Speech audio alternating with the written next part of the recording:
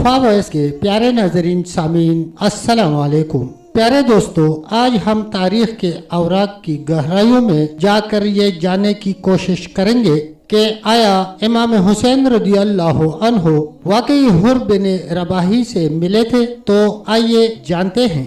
लेकिन इससे पहले अगर आप हमारे चैनल पर नए हैं तो चैनल को सब्सक्राइब करें, वीडियो को लाइक करें और कमेंट सेक्शन में अपनी राय का इजहार जरूर करें।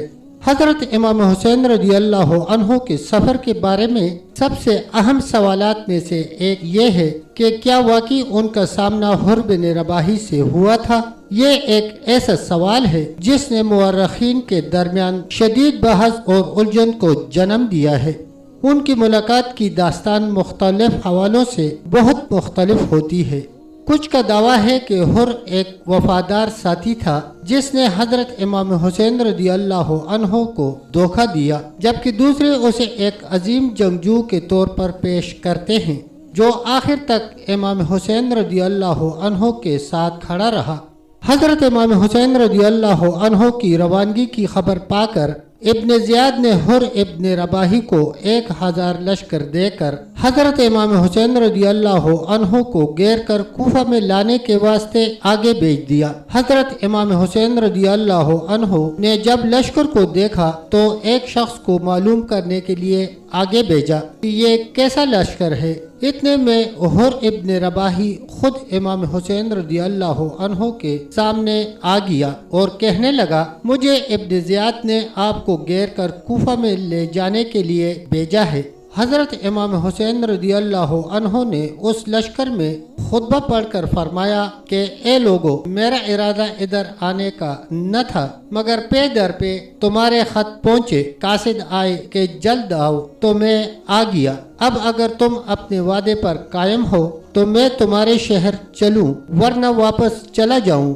हुर बोले कि खुदा की कसम मैं इन खतूत से खबरदार नहीं हूँ। हजरत इमाम हुसैन रज़ी अल्लाह अन्हु ने फरमाया, मगर तुम्हारे इसी लश्कर में बहुत से ऐसे आदमी मौजूद हैं जिन्होंने मुझे खत लिखे हैं। फिर आपने खतूत पढ़कर सुनाए। अक्सर ने सर झुका लिया और कुछ जवाब न दिया। हुर ने हजरत इमाम रज़ी अल्लाह अन्हु से कहा कि हजरत इब्न जियाद ने मुझे आपको घेर कर कूफे ले जाने का हुक्म दिया है, मगर मेरे हाथ कट जाए जो आप पर तलवार उठाऊं।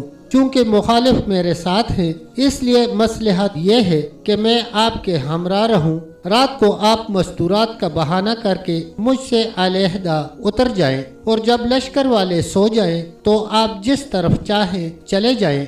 मैं सुबह को कुछ देर जंगल में तलाश करके वापस चला जाऊंगा और इब्न जियाद से कुछ बहाना कर दूंगा। हजरत इमाम हुसैन रज़ी अल्लाह अन्हु महज अतमाम हुज्जत के लिए उन लोगों की दावत पर वहाँ तशरीफ ले गए और सिर्फ दीन की हमायत का जज्बा आपको आगे ले गया। जो गुस्ताख आपका मुद्दा सल्तनत का हुसूल बताते हैं वो गौर तो करें कि अगर बकौल उनके आपका यही मुद्दा होता तो आप इस बेसर सामानी के साथ हरगज सफर न फरमाते, जबकि आपको इल्म था कि दुश्मन बेहद कवी है और हजारों की तादाद में लश्कर रखता है। इधर लश्कर अजीम और उधर चंद नफूस कुदसिया। क्या कोई अकल का दुश्मन ये कह सकता है कि इस बेसर सामानी के साथ आप सल्तनत के हुसूल के लिए गए थे?